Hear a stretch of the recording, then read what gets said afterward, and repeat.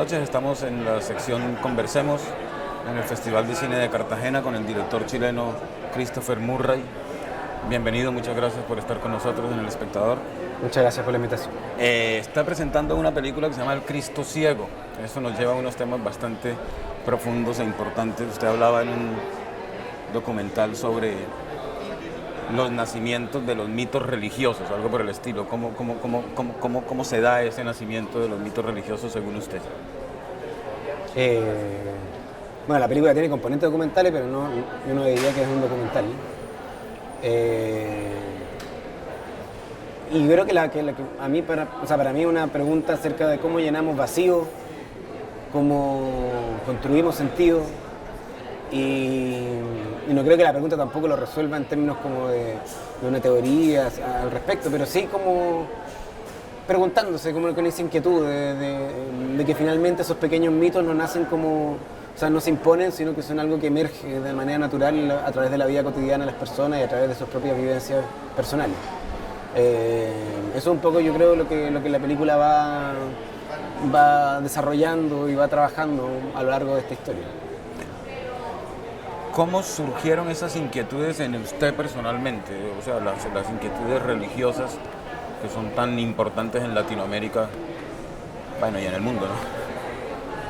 Bueno, yo creo que es difícil en cierto sentido estar fuera de esa temática. Y es verdad que Latinoamérica es algo que uno lo puede palpar, digamos. En Chile, un 85%, 80% un país que se declara creyente. Y aunque uno se declare no creyente, también es una forma de estar relacionado con la temática, no una temática que se pueda escapar. Y al contrario, me parece que una temática que por ser tan transversal es sumamente interesante preguntarse en sus diferencias qué es lo que está manifestando, qué es lo que está expresando y qué tipo de transformaciones está viviendo, porque es algo que es dinámico, no algo que esté fijo, algo que se construye constantemente. Y no sé, a mí me parece fascinante quizás porque es un misterio, porque es algo que uno no puede dar como respuestas totalmente cerradas al respecto, y al contrario, una pregunta abierta. Y por lo tanto me parece natural que un arte como el cine que deambula por estas preguntas contribuya, digamos, como en pensarlas. Déjame contarte una historia. Había un niño que partió al desierto con su mejor amigo. El cabro puso la mano en la rama y le pidió al amigo que lo clavara. Y de repente el niño sintió algo. El sacrificio y el dolor de sus manos llamaron la atención de Dios. Y Dios le habló en ese fuego. Se dio cuenta que Dios no estaba afuera, estaba adentro. Que si él entendía eso, podía ser un Cristo. El título de la película es Dios es ciego, Cristo es ciego, ¿cierto? No. El Cristo ciego. El Cristo ciego. ¿De dónde surge el título? ¿Por qué ese título? ¿Cómo se le ocurrió? ¿O a quién se le ocurrió? El título, o sea, se me ocurrió a mí. Y básicamente es una juega con la idea del Cristo que siempre está, que tiene claro su camino, que siempre está mirando, que tiene como la capacidad de poder mirar lo que otros no ven, y en cierto sentido poder construir una negación a eso, construir un personaje que se pierde, un personaje que se equivoca, un personaje que duda, un personaje que no sabe guiar, que no sabe caminar, y esa confusión me parecía bonita, y fue de las primeras ideas, y por lo tanto decidí que había que mantenerlo, digamos, como concepto.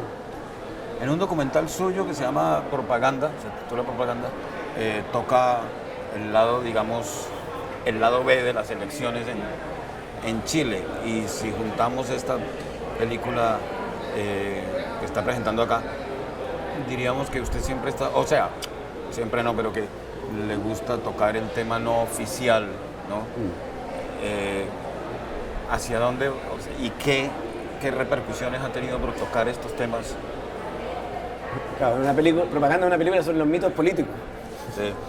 Mitos políticos. Sí, bueno, primero una película colectiva, una película que se hizo con otros realizadores, yo fui como el director del proyecto en cierto sentido. Y sí, yo creo que también tiene una película que en cierto sentido habla acerca de la construcción de la imagen política, de la construcción de de las campañas y de cierta manera la construcción del mensaje desde lo político hacia o sea, desde lo político como oficial, desde la política oficial hacia los ciudadanos. Y en momentos de tanta tensión y crisis de representación, digamos, y de baja aprobación de la clase política, en un contexto de elecciones, donde... Entonces, sí, a mí quizá ese proyecto, que es un proyecto colectivo, si uno tuviera que emparentarlo con este, que es un proyecto totalmente individual, o sea, al menos desde la dirección, pese a que hay mucha gente involucrada, creo que ambos tratan acerca de cómo se construye un mito, cómo se construye la imagen, o sea, la pregunta sobre la construcción, cuál es en cierto sentido la artesanía de cómo ese resultado final y qué habla de nosotros eso, de cómo se construye, porque yo creo que somos lo que construimos también, somos lo que hacemos, entonces la pregunta por lo que hacemos, más que por el resultado, a veces es la pregunta más, o sea, al menos que a mí me parece muy sugerente. Quedan 10 días solamente.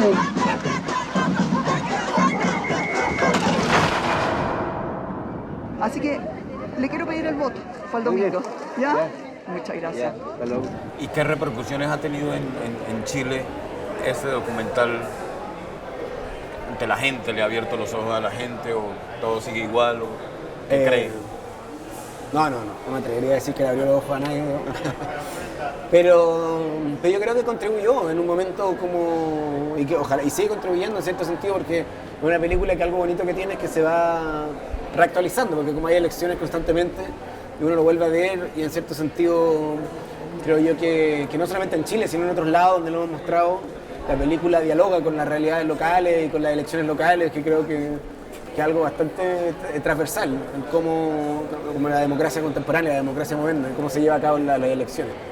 Y yo creo que lo que hace es un mensaje como una mirada un poco pesimista, diría yo, pero que igual hay como el contrapeso de eso también son los movimientos ciudadanos, son la gente que se expresa, que habla, que ya sea desde la indignación o desde la acción, creo yo que al menos habla de un cierto movimiento que confronta, digamos, ese sistema que sí efectivamente se ve como un sistema súper desgastado, un sistema bastante cuestionable, y que yo lo creo. Yo soy una persona que cree profundamente en la democracia, pero la democracia en serio, digamos, la democracia real y no esta democracia que en cierto sentido vienen coartadas por poderes económicos, que vienen prediseñadas en términos de sus mensajes para convencer más que un elector a un consumidor, digamos, de una imagen, digamos, de país, más que como de un país. ¿Y cuál sería esa democracia en serio? Yo creo que es una democracia que se toma en serio, ojalá que la redundancia, la participación. La participación en Chile, libre.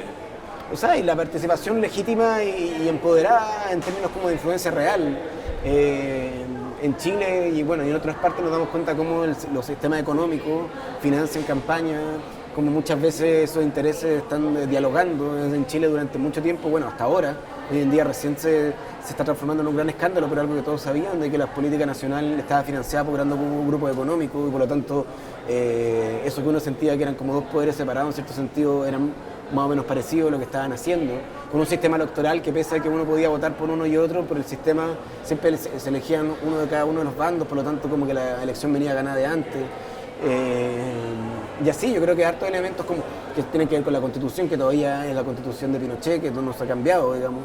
Y hay muchos como enclaves que en cierto sentido creo yo que han hecho que la democracia en Chile todavía le falte muchísimo por avanzar. Y yo sé que no tiene que ver con el cine, pero la Constitución de Pinochet, ¿por qué no se ha cambiado según usted?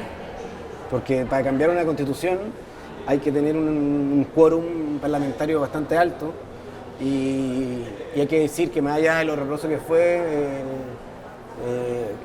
la gente que estaba en la dictadura, particularmente Jaime Guzmán, que fue uno de el cerebro detrás de la Constitución, fue tan inteligente de crear una Constitución que para ser cambiada ponía trampas, o sea, pondría un quórum tan alto y un sistema electoral, digamos, tan de empate entre un lado y otro, que en el fondo hacía imposible que existiera el quórum para poder cambiarla. Entonces es como una Constitución con candado, ¿no? Están presos de la Constitución. Es un poco eso, como y ahora se está haciendo un proceso como de tratar de, algunos grupos proponen asamblea constituyente, pero todavía es algo que en el fondo todavía no adquiere como una dimensión totalmente como de respaldo ciudadano masivo. Y mucha gente, hay que ser honesto, ¿no? Que ni siquiera sabe lo que es la Constitución y le preocupa. Cuando uno ve los listados de intereses, la gente lo primero es la seguridad, lo segundo es la salud, la educación, y número 15 es la Constitución, porque es tan abstracta. La gente está preocupada de sobrevivir día a día, entonces, wow, es un tema sumamente alto, sumamente abstracto a veces y de complejo. Y estamos hablando de un país como Chile, no sé cómo será en Colombia, donde la educación cívica fue sacada de los colegios, recién ahora se está volviendo a instaurar. Por lo tanto, es un largo camino que avanzar. Una última pregunta. A Neruda alguna vez le preguntaron para qué servía la poesía, si servía para la revolución, y él decía que lo único que él podía responder era que algunos de sus poemas estaban en la mochila de algunos grandes revolucionarios como el Che. ¿Usted cree que con el cine puede ocurrir algo así?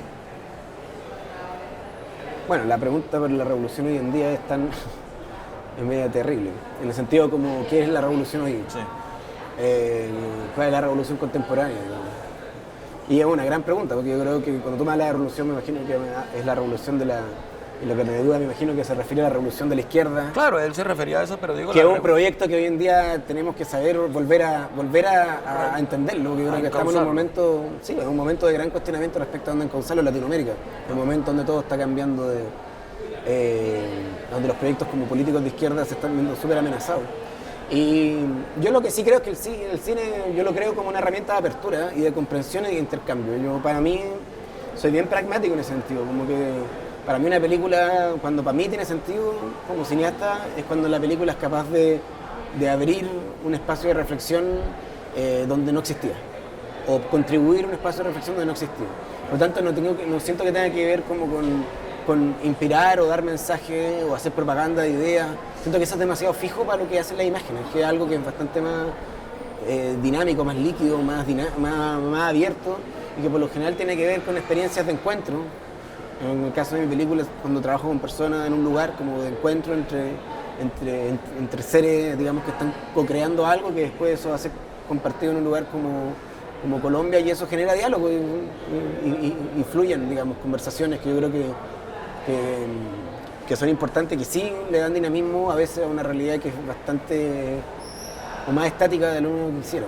Y ese movimiento, no sé, yo lo siento que es fundamental, tanto para el cine como para la democracia. Claro. Bueno, Christopher, muchísimas gracias por este tiempo. Muchas gracias a ustedes.